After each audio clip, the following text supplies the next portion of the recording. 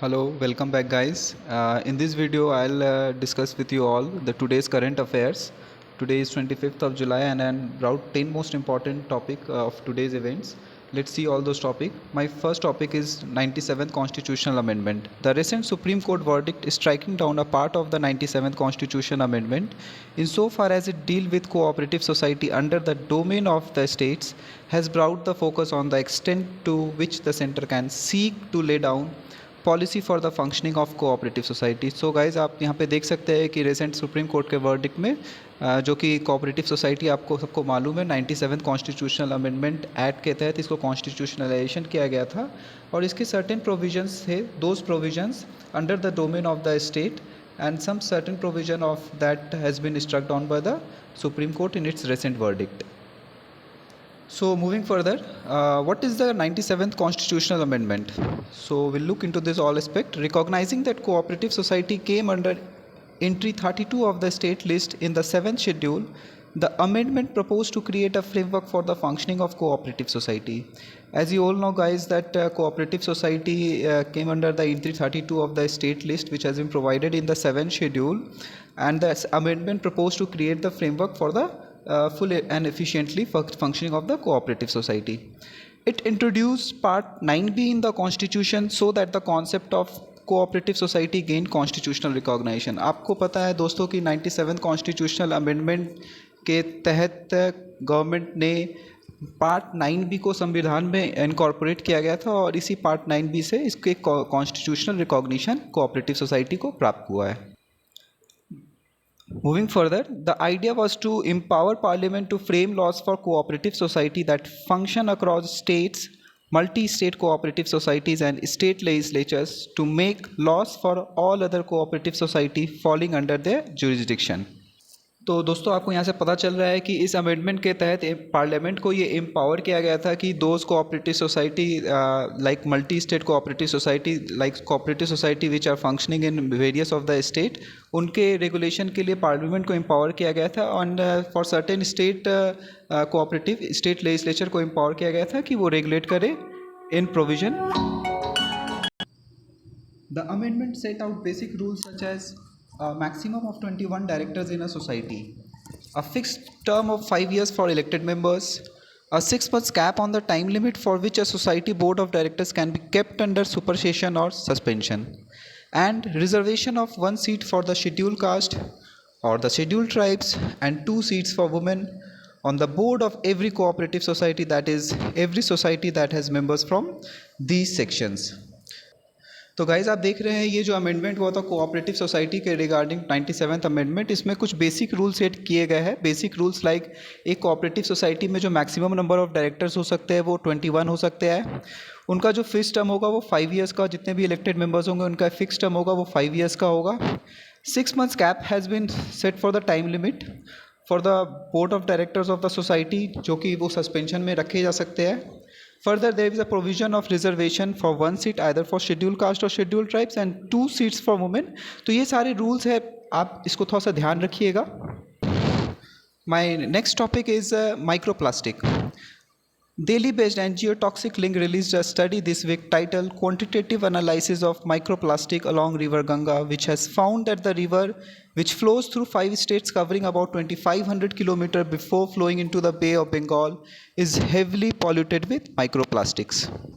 तो गाइज़ आप लोग देख सकते हैं यहाँ पे कि दिल्ली की एक एनजीओ है और उन्होंने एक रिपोर्ट रिलीज़ किया है। That report title as quantitative analysis of microplastic along river Ganga, और ये रिपोर्ट है कि ये जो गंगा है जो कि इतने स्टेट्स को फ्लो करके जाती है and we have found many sort of microplastic that is polluting the और रिवर गंगा। तो गाइज़ आप लोग यहाँ पे देख रहे हो कि ये जो रिवर गंगा है before merging bay of Bengal, it crosses through 5 states of India and before merging Bay of Bengal, ये 5 राज्यों से जो गुजर के जाती है, इसमें बहुत सारे प्लास्टिक्स के माइक्रो प्लास्टिक्स के कंपोनेंट जो है वो गंगा में फेंक दिए जाते हैं, जिसकी वजह से ये बहुत सारे टॉक्सिक मटेरियल जनरेट करते हैं जो कि हार्मफुल है हमारे मनुष्यों के लिए भी, ह्यूमंस के लिए भी, और जितने जीव जंतु रहते हैं नदी में उनके लिए भी हार्मफुल है। Among the range of plastic debris that is found in water bodies, microplastics are the most notorious because of their small size. On average, microplastics are less than 5 millimeter in length or roughly equal to the 5 pinheads. देखिए microplastic का यहाँ पे बहुत ही छोटा size है, approximately it is less than 5 millimeter and that's why it is of very much notorious character. Because notorious character कहने का मतलब ये काफ़ी हद तक ये हमारे रिवर्स के इकोसिस्टम को ये पॉल्यूट कर रहा है. Apart from humans, microplastics are harmful to marine species as well. More than 663 marine species are affected by marine debris and 11% of them are said to be related to microplastic ingestion, the study says. तो आपको पता है कि ये microplastic humans को भी नहीं, marine species को भी बहुत हद तक अफेक्ट कर रही है, उनको हार्म कर रही है. And more than 663 marine species जो है वो इस मैरीन डेब्रिस से, ये माइक्रोप्लास्टिक डेब्रिस से ये परेशान है, यहाँ से उन्हें बहुत ज़्यादा हार्म कर रही है. Because microplastic are so small, they are ingested by marine habitats including fish, corals, planktons and sea mammals and are then carried further into the food chain. तो आपको मालूम है कि सिंस माइक्रोप्लास्टिक्स के जो साइज होते हैं तो वो काफ़ी छोटे हैं and that get ingested by marine habitants and वो फर्दर घूम फिर के फिर हमारे जो हम लोग मैरिन प्रोडक्ट्स को हम लोग कंज्यूम करते हैं तो घूम फिर के वो फूड से फूड चेन में वापस आ जाते हैं. तो ये इन बोथ सेंस ये मैरिन प्रोडक्ट को, मैरिन स्पीसीज़ को भी हार्म कर रहे हैं, प्लस ह्यूमन जो कंज्यूम कर रहे हैं इसे एज एन फीड उन्हें भी हार्म कर रहे हैं. In the case of humans, most of the microplastic can be found in food, water and food containers and the ingestion can cause health problems. तो आप देख सकते हैं कि जो जितने भी माइक्रोप्लास्टिक हैं वो फूड, वाटर और फूड कंटेनर में है और इनके इंजेक्शन से बहुत सारे हेल्थ प्रॉब्लम्स क्रिएट होते हैं. Okay, moving further, what are the efforts being made to clean the Ganga? Efforts देख लेते हैं कि what are the efforts being made by the government of India for cleaning this river Ganga. In May 2015, the government approved the Namami Gange, which receives 100% funding from the central government program to clean and protect the river. तो आप देख सकते हैं कि मई 2015 में government ने नमामि गंगे को approve किया था, जो कि फुल्ली 100% वो सेंट्रल फंडेड स्कीम होगा और ये इसका जो ऑब्जेक्टिव है to clean and protect our river Ganga. Further moving, programs launched before these include the Ganga Action Plan in 1985, the IIT Consortium 2011 for Water Diversion and Effective Treatment and the National Mission for Clean Ganga in 2011. तो आप देख सकते हैं कि दोस्तों की government ने बहुत सारे इनिशिएटिव लिए हैं गंगा को बचाने के लिए. 1985 में गंगा एक्शन प्लान को अप्रूव किया गया था and in 2011 IIT and consortium में एक effective treatment and Ganga mission for clean Ganga को लॉन्च किया था. तो गाइस आप देख सकते हैं कि कितने सारे एफर्ट गवर्नमेंट ने इनिशिएट किए हैं रिवर गंगा को इनके डिग्निटी सैंक्टिटी को मेंटेन करने के लिए, क्लीननेस को मेंटेन करने के लिए.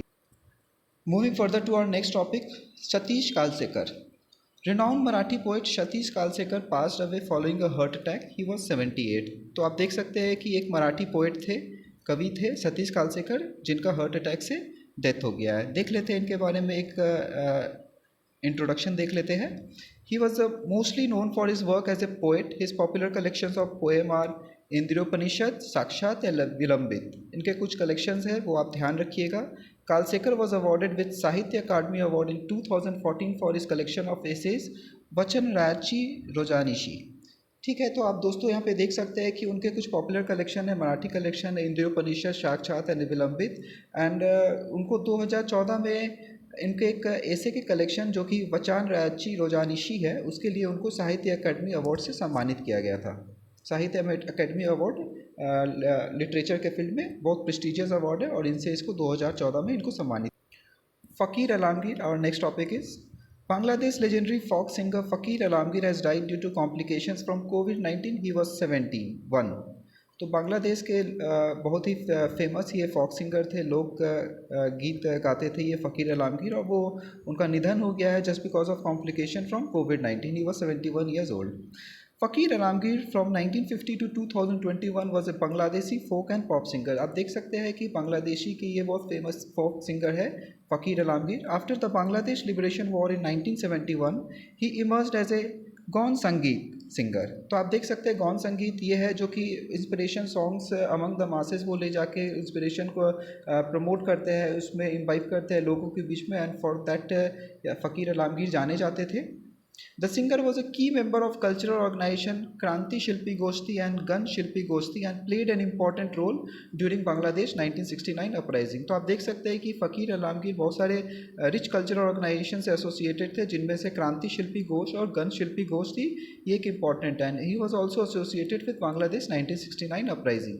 During Bangladesh 1971 liberation war, Alamgir joined the स्वाधीन बंगला बेतार केंद्र and performed frequently to inspire freedom fighters. तो आपको पता है कि बांग्लादेश का जो लिबरेशन वॉर हुआ था, इसमें काफ़ी वो फुल हार्टेडली एसोसिएट हुए थे और लोगों को इंस्पायर किए थे, जितने भी सारे लोग थे, ताकि वो रिवोल्ट करे और कंट्री को फ्री करे पाकिस्तान के एट्रोसिटीज़ के साथ. He was founded the cultural organization Birship Shilpi Goshti in 1976 and also served as the president of Gond Sangeet Samanya Parishad. तो देख सकते हैं कि दोस्तों वो एक कल्चरल ऑर्गेनाइजेशन के फाउंडर में भी है. 1976 में उन्होंने एक कल्चरल ऑर्गेनाइजेशन फाउंड किया था जिसका नाम बिरशिप शिल्पी गोष्ठी है. Moving further to our next topic, it is Jagajog Alpan. The Bangladesh government is working to develop a social media platform named Jagajog as an alternative to Facebook. Government is also working to develop a communication app Alapan as an alternative to WhatsApp. तो आप देख सकते हैं दोस्तों कि government of Bangladesh is currently pursuing to develop its own social networking sites similar to Facebook and WhatsApp. तो similar to Facebook वो जगह जॉब के लिए वर्क कर रहे हैं and similar to WhatsApp Alapon के लिए वर्क कर रहे हैं. देख लेते हैं दोनों के फीचर्स क्या है. The information and communication technology ICT ministry has taken the initiative in this direction to make the country self reliant. तो आत्मनिर्भर बांग्लादेश को बनाने के लिए जो वहाँ की जो ICT मंत्रालय है, उन्होंने इस डायरेक्शन इंडेवर को अपने स्टार्ट किया है कि similar to Facebook and WhatsApp उनके अपना इंडिजिनसली एक प्रोडक्ट होना चाहिए. The platform will help the local entrepreneur to create their own market place for sharing information and data without depending on any foreign platform. तो देख सकते हैं आपकी वहाँ के गवर्नमेंट ये इंडेवर कर रही है कि ये चाह रही है कि यहाँ के जो एंटरप्रेन्योर है, लोकल एंटरप्रेन्योर है, वो खुद का एक डिजिटल मार्केट प्लेस बनाए ताकि उन्हें किसी बाहरी किसी सोशल मीडिया इंटरमीडिएट्स का सहारा नहीं लेना पड़े अपने बिजनेस के लिए, अपने पर्पस के लिए. The government is working to enhance the capacity of the video conferencing system बैठक from 100% to 300%. The Surokkha app for corona vaccination registration is being use successfully in Bangladesh. तो आप देख सकते हैं कि गवर्नमेंट वर्क कर रही है to enhance the capacity of its video conferencing system बैठक फ्रॉम 100% to 300%. और जो कोरोना के लिए जो ऐप है सुरोखा ऐप, उसके भी रजिस्ट्रेशन वहाँ पे सक्सेसफुली चल रहा है. मूविंग फर्दर, और next topic is Mavi Wong. Mavi Wong, Union Home Minister Amit Shah inaugurated the interstate bus terminus at Wollongong, located in the outskirts of Shillong Meghalaya. तो आप देख सकते हैं union home minister Amit Shah ने इनाग्रेट किया है, शुरुआत किया है एक ISBT टर्मिनल का, इंटरस्टेट बस टर्मिनल का. कहाँ पे है ये सिचुएटेड है? मावी वोंग में है. और ये कहाँ पे है? मेघालय में है. ओके मावी वोंग में, जो कि शिलोंग के आउटस्कर्ट्स में लोकेटेड है, और शिलोंग आपको पता है मेघालय में है. Mavi Wong is a village in East Khasi Hills district of Meghalaya. It falls under Shela Bolaganj block. तो आप देख सकते हैं कि मावी वोंग जो है वो ईस्ट खासी हिल्स डिस्ट्रिक्ट ऑफ मेघालय में लोकेटेड है. The interstate bus terminal will be centre for economy. The ISBT was constructed with an estimated cost of about 48 crore rupees, funded by North Eastern Council under the Department of North Eastern Region Ministry at 90:10 pattern with the state government. तो आप देख सकते हैं ये जो ISBT है, government M कर रही है as an center of economy की तरह इसे फ्लरिश किया जाए. और इसे जो कंस्ट्रक्ट करने में इसका जो एस्टिमेटेड कॉस्ट जो आया है वो 48 करोड़ रुपीज़ है. And this has been funded by north eastern council. और ये नॉर्थ ईस्टर्न काउंसिल है, ये किसके एडमिनिस्ट्रेटिव प्रोविजन में आता है? तो department of north eastern region के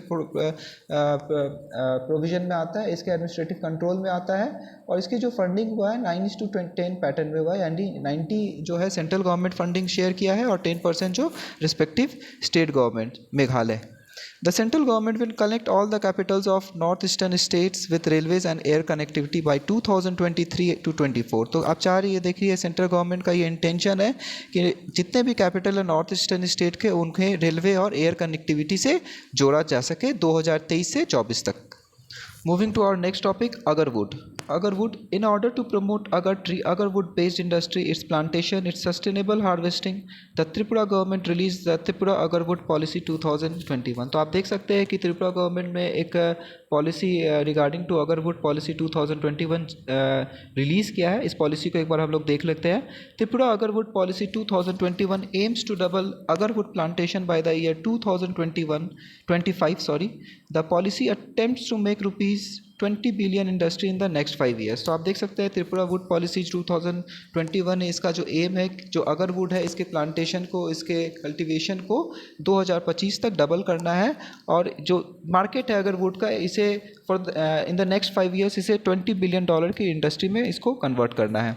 अगर would is an economically important and fast growing evergreen tree species native to north east India. Apart from India, the agar tree distribution ranges from the foothills of the Himalayas to Papua New Guinea. तो आप देख सकते हैं ये जो agarwood जो tree है, ये इकोनॉमिकली एक इम्पॉर्टेंट ट्री है. And this species is native to north east India. And apart from India, this tree distribution ranges from the foot hill of Himalayas to Papua New Guinea. तो आप देख सकते हैं कि इंडिया में नेटिवली ये लोकेटेड नॉर्थ ईस्ट में ज़्यादा पाए जाते हैं. बट अपार्ट फ्रॉम इंडिया ये हिमालयन के फुट हिल्स में भी पाए जाते हैं, प्लस पापुआ न्यू गिनिया के कुछ क्षेत्र में भी पाए जाते हैं. The most expensive raw material in the world, fragrant agarwood, is formed due to complex biotic, abiotic and stress-induced resin on the Aquilaria trees. In the formation of oil, the wood of the trees must first become infected with mold named Phyalphora parasitica. तो guys आप देख सकते हैं कि ये एक world की सबसे most expensive among most expensive raw material है. And fragrant agarwood is formed just because of the complex biotic and abiotic process. आपको देख सकते हैं कि इसके ऑयल को बनाने के लिए जो पेड़ होते हैं, इनकी लकड़ियों को पहले इन्फेक्टेड किया जाता है with mold which whose name is phialophora parasitica. इसके यूज़ को देख लेते हैं. This fragrant dark resinous wood agarwood is used in incense, perfume and small carvings. तो आप देख सकते हैं इसके वुड को अगरबत्ती, परफ्यूम और स्मॉल कार्विंग्स में बनाने में यूज़ किया जाता है. इसके कल्चर इंपॉर्टेंस क्या है ये देख लेते हैं. Cultural significance. It is said that the state capital of Tripura, Agartala, has derived its name from agarwood. Agarwood is described as a fragrant product of wealth and luxury in one of the world's oldest written text of Vedas. देखिए ऐसा कहा जाता है कि जो त्रिपुरा राज्य है, इसकी जो कैपिटल है अगरतला, उसका जो नाम पड़ा है अगरवुड से पड़ा. आप देख सकते हैं कि अगरवुड से अगरतला आया है. और ये अगरवुड है जो ये एक फ्रैग्रेंट प्रोडक्ट है. और according to the Vedas, this constitute one of the luxurious products. Further moving to our next topic, it is bipyrazole organic crystals. Let's know about this. Bipyrazole organic crystal. Indian scientists discovered material that self-repair mechanical damages. तो इससे समझ में आ रहा है कि ये एक Indian scientist ने कुछ मटेरियल को डिस्कवर किया है, खोजा है, जो कि अगर कुछ मैकेनिकल स्ट्रेस डैमेज आ जाते हैं वो तो कोई एक्सटर्नल इंटरवेंशन की ज़रूरत नहीं पड़ेगी, ये खुद ब खुद ऑटोमेटिकली ये रिपेयर हो सकता है. तो देख लेते हैं इसके डिटेल्स को. Devices that we use daily often break down due to mechanical damage, forcing us either to repair or replace them. This decreases the life of the equipment and increase maintenance cost. In many cases, like in spacecraft, human intervention for restoration is not possible. तो आप देख सकते हैं कि हमारे daily life use में बहुत सारे आइटम जो दोस्तों हम लोग यूज़ करते हैं वो टूट जाता है, तो just because of some mechanical damage, तो हमें उसे रिप्लेस करना पड़ता है, दूसरा नया लाना पड़ता है. तो ये हमारे लिए इकोनॉमिक लॉस भी है. तो इसको रेक्टिफाई करने के लिए कुछ साइंटिस्ट ने एक मटेरियल को खोजा है जो कि ऑटोमेटिकली वो रेक्टिफाई हो जाते हैं. जितने मैकेनिकल डैमेज होते हैं तो वो without any external human intervention, without any sort of external intervention, वो खुद ऑटोमेटिकली रिपेयर हो जाते हैं. Piezoelectric crystals. Keeping such necessities in mind, researchers from the Indian Institute of Science Education and Research, Kolkata, teaming up with IIT Kharagpur, have developed piezoelectric molecular crystals that repair themselves from mechanical damages without need for any external intervention. तो आप तो आप देख सकते हैं दोस्तों कि इसमें कुछ साइंटिस्ट है IISER जो कि कोलकाता में है, वो कोलैबोरेट किया IIT खड़गपुर के साथ, और एक मॉलिक्यूलर क्रिस्टल उन्होंने डेवलप किया, पीजो इलेक्ट्रिक मॉलिक्यूलर क्रिस्टल, जो कि खुद ब खुद जो मैकेनिकल डैमेज होता है without any sort of external intervention, किसी बाहरी हस्तक्षेप के बिना वो खुद ब खुद ऑटोमेटिकली वो अपने आप को रिपेयर कर लेता है। तो ये एक बड़ी खोज है साइंटिस्ट की और हमारे लिए। Piezo electric crystals are a class of materials that generate electricity when it undergoes a mechanical impact. यानी कि आप देख रहे हैं कि अगर कोई मैकेनिकल इम्पैक्ट या किसी ऑब्जेक्ट पे होता है और वो टूट जाता है, तो पीजो इलेक्ट्रिक क्रिस्टल है, ये एक क्लास ऑफ मटेरियल है जो कि इलेक्ट्रिसिटी जनरेट करता है। जब वो किसी मैकेनिकल इम्पैक्ट के किसी मैकेनिकल इम्पैक्ट को वो सस्टेन करता है, तब वो इलेक्ट्रिसिटी जनरेट करता है। Bipyrazole organic crystal. The piezoelectric molecules developed by the scientists called bipyrazole organic crystals recombine following mechanical fracture without any external intervention, autonomously, self-healing in milliseconds and crystallographic precision. तो आप देख सकते हैं ये जो piezo electric molecule जो कि scientist ने डेवलप किया और इसे नाम दिया है बाइपीराजोल ऑर्गेनिक क्रिस्टल नाम दिया गया है, ये खुद ब खुद रिकम्बाइन कर जाता है when there is a mechanical fracture without any external intervention. मतलब ये ऑटोनॉमसली इंडिपेंडेंटली सेल्फ हील करता है विद इन मिली सेकेंड, और इसमें कोई एक्सटर्नल इंटरवेंशन नहीं होता है। ठीक, in this molecular solids, due to unique property of generating electrical charges on mechanical impact, the broken pieces acquire electrical charges at the crack junction, leading to attraction by damaged parts and precise autonomous repair. तो आप देखिए जैसे ही इसमें mechanical damage होता है, जो end होते हैं वहाँ पे इलेक्ट्रिक चार्ज डेवलप हो जाता है, इलेक्ट्रिसिटी जनरेट हो जाता है, और इस वजह से ये प्रिसाइसली खुद ब खुद without any sort of external intervention, external support, ये खुद ब खुद ये जो डैमेज होता है इसको ये रेक्टिफाई कर लेता है, ठीक कर लेता है, ज्वाइन कर लेता है। Moving to our next topic is Chandrashekhar Azad.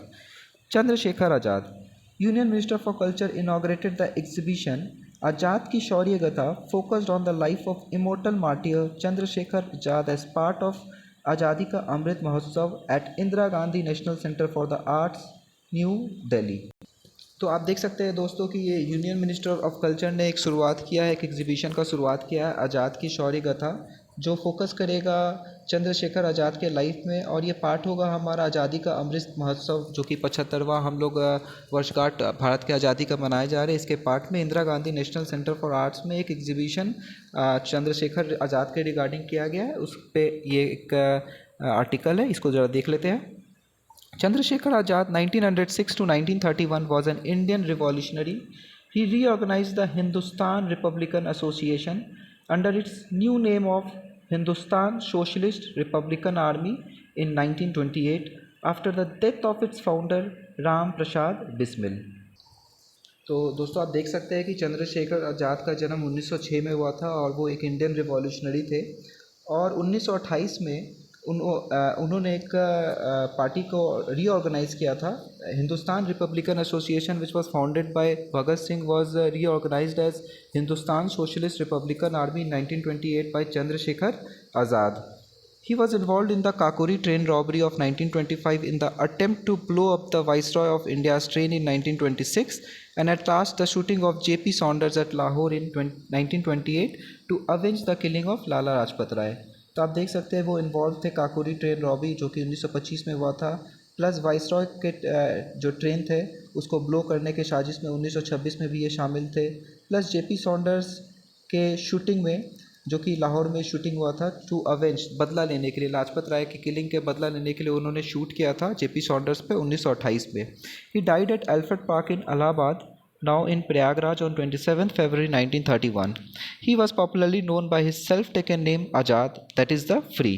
He often used the pseudonym Balaraj when signing pamphlet issued as the commander-in-chief of the Hindustan Socialist Republican Army. तो आप देख सकते हैं कि दोस्तों वो इलाहाबाद में उनका वो बड़े थे 27 फरवरी 1931 में, और वो पॉपुलरली आज़ाद नाम से जाने जाते थे, एंड उनका एक फॉल्स नेम भी था, स्यूडोनिम था एक बलराज, और ये बलराज वो पैम्पलेट साइन करते थे इस नाम से जब Hindustan republican socialist republic army के वो कमांडर इन चीफ थे।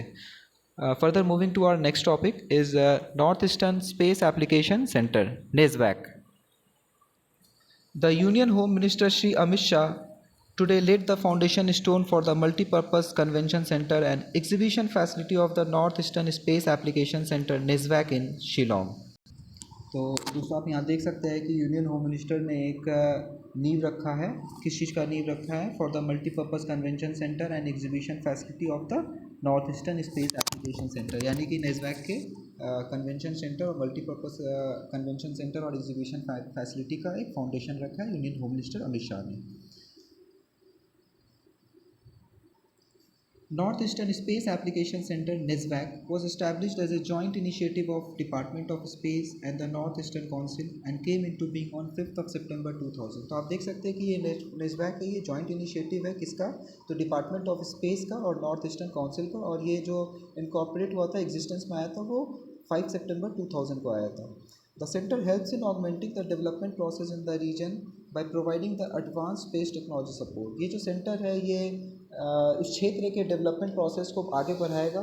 कैसे आगे बढ़ाएगा, तो ये प्रोवाइड करेगा, उस चीज़ की व्यवस्था करेगा, एडवांस स्पेस टेक्नोलॉजी का सपोर्ट देगा, उससे रिलेटेड ये अपने कार्य को आगे बढ़ाएगा, उस रीजन के ग्रोथ को ये सपोर्ट करेगा।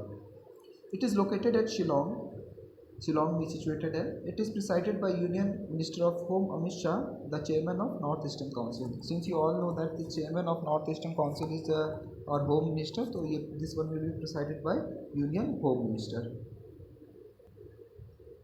सो गाइज, यहाँ पे हमारा नेस्वैक भी टॉपिक कंप्लीट होता है, और इसी के साथ हमारा आज का ये 10 इम्पॉर्टेंट सेशन जो है, ये 10 इम्पॉर्टेंट जो महत्वपूर्ण टॉपिक है, ये आज का हमारा कवर अप मैंने किया है। आप अपने कमेंट, अपने जो रिव्यूज़ होंगे, आपके जो सजेशंस होंगे, आपके जो रिकमेंडेशंस होंगे, आप कमेंट बॉक्स में छोड़िए और बताइए कि आपको ये वीडियो कैसा लगा।